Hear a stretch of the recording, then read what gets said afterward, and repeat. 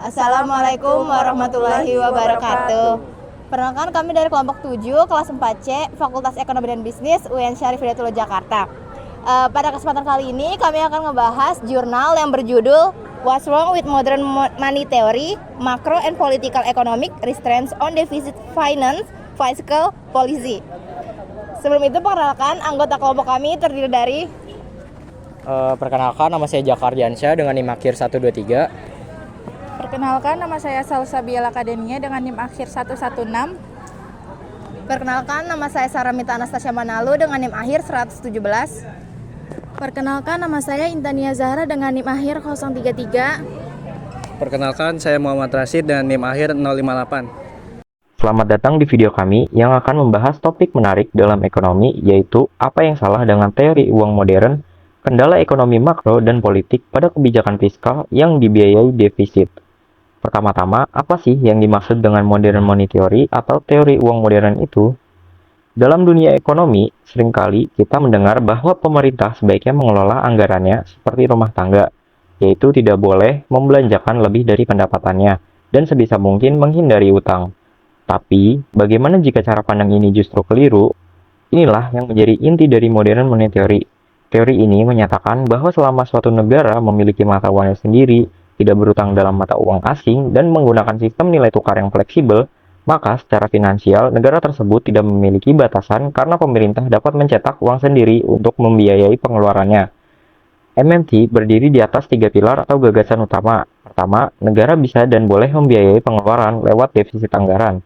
Kedua, negara harus menyediakan program jaminan pekerjaan sebagai pemberi kerja terakhir. Ketiga, MMT didasarkan pada pandangan historis yang mengklaim bahwa uang berasal dari otoritas negara, bukan dari pasar. Nilai uang muncul karena negara mewajibkan penggunaannya untuk membayar pajak. Yang menarik, pajak dalam pandangan MMT bukan digunakan untuk membiayai belanja negara, melainkan untuk mengontrol inflasi dan menjaga keseimbangan ekonomi. Jadi, teori ini mengajak kita untuk berpikir kembali mengenai apakah benar defisit anggaran selalu buruk, padahal justru bisa menjadi alat penting untuk mencapai kesejahteraan dan kesempatan kerja penuh. Kritik terhadap argumen ekonomi MMT, Modern Monetary Theory, menyatakan bahwa negara dengan kedaulatan modern bisa mencetak uang sebanyak yang dibutuhkan untuk membiayai pengeluaran publik. Namun, dalam hal ini, argumen tersebut mendapatkan kritikan yang tajam. Yang pertama, pencetakan uang tanpa batas dikhawatirkan memicu inflasi tinggi atau bahkan hiperinflasi jika tidak dikendalikan dengan baik. Yang kedua, MMT cenderung mengabaikan pentingnya kepercayaan publik dan pasar terhadap stabilitas fiskal pemerintah. Ketika utang terus dibiayai dengan uang baru, nilai tukar bisa melemah dan risiko ekonomi meningkat. Ketiga, jika bank sentral terlalu diarahkan untuk mendanai pengeluaran negara, maka independensinya akan hilang. Ini bisa mengganggu efektivitas kebijakan moneter jangka panjang. Dengan demikian, meskipun MMT menawarkan solusi bagi masalah pengangguran dan krisis, tetap ada risiko besar yang perlu dipertimbangkan secara hati-hati.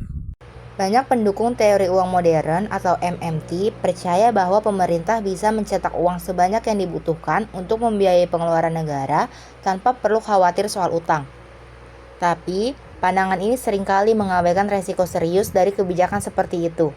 Misalnya, pencetakan uang dalam jumlah besar bisa memicu inflasi tinggi, menciptakan gelembung harga aset seperti properti dan saham, serta membuat pasar obligasi jadi tidak stabil.